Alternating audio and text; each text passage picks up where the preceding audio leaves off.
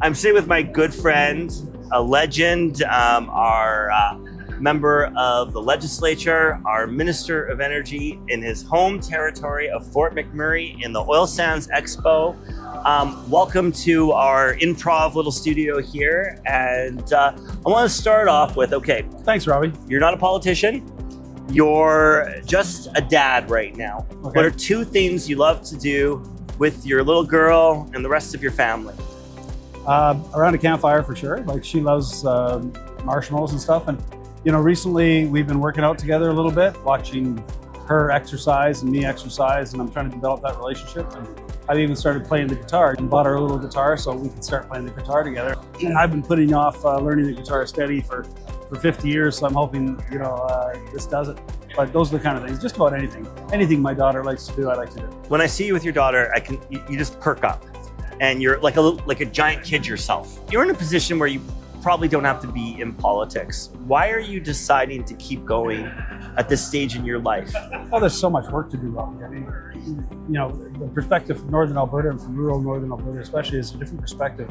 And I think I bring that voice to cabinet and caucus, and I think I'm effective at it. And when I say it's different because, you know, the oil sands is up here, the natural gas is up in Grand Prairie.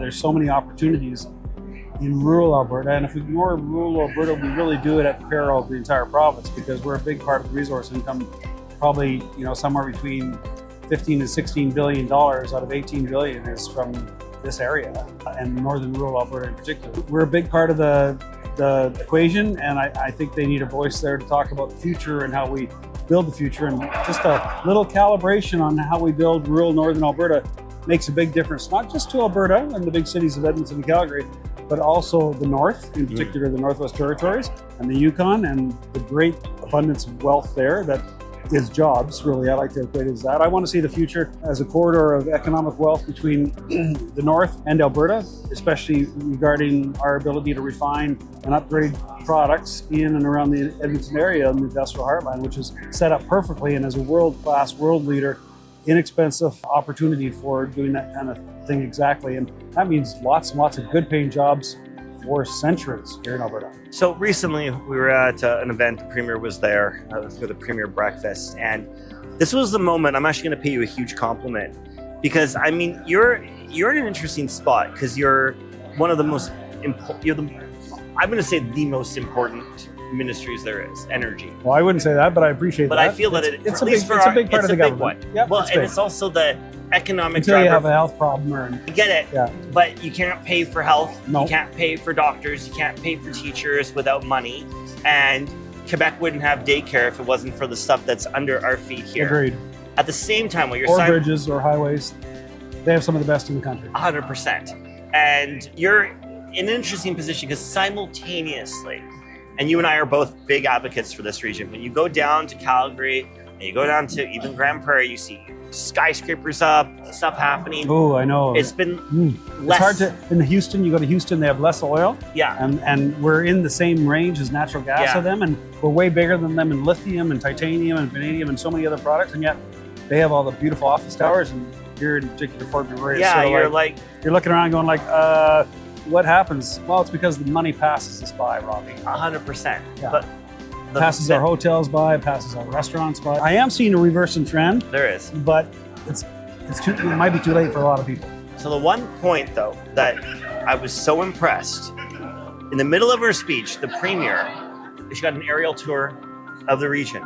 You explained certain situations with camps, but you also came up with some viable solutions. And she made the statement, and it echoed, and it really stuck, because it means that you're making a huge difference. And as your role as an MLA, forget the ministry for a second, I'm going to say I don't think I've ever seen so much success in, hey, we're not just a town that you can keep taking our money. We're a town that you need to look at. And when I'm going to tear up too, when she said that, it registered with me. So kudos on that, because that means what you're doing sticks. So I wanted to compliment you on that. I've said it before, and I'll say it again. Our planning and development offices here in Fort McMurray are causing a lot of struggles for a lot of businesses and a lot of people. and they don't realize that if they take 2 weeks off for vacation and they leave their file, nobody does it, and so those people are left in limbo. And if it was just that, it would be a problem, but it's so many other things. I mentioned this to a number of people. It should be easy to do business here. So it's not. It should be deregulated for sure. Look at Houston, Texas. Like I talked about before. Yes. Incredible. They have 5-star hotels everywhere, office towers. If you own property in Houston, Texas, for the most part, you can develop whatever you need to develop and want to develop without having to ask the development department, can I have this business there? Well, you can't unless it has pink sidewalks or blue poles it's just ludicrous. Get out of the way of business. Yes, because they're going to build what works, or else they're not going to be in business, and somebody's going to buy that and build something that works for them. Do I feel strongly about it? Yes, I do. I think it's a big part of the future, Robbie, for us in Northern Alberta especially. We have to deregulate and unleash private capital.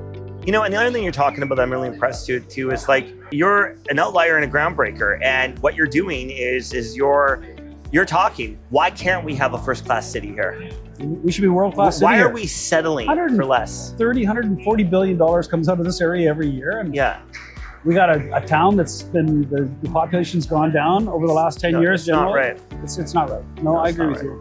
I'm really glad you're fighting for that, Robbie. It's families, it's quality of life. It's, if we keep depleting our rural Alberta, and especially places that are so important to the foundation of our country and our province economically, it's gonna backfire on us. It's gonna be really bad. 3 things we can look forward to in Alberta right now. Give us some hope. Well, let me tell you what I think. I think we're going to see pathways. $18 to $26 billion investment from Fort McKay to Cold Lake. I think you're going to see an announcement on a pipeline that's going to go to the Northwest Coast. That's 1 million barrels a day, Robbie. That could get to Korea and Japan.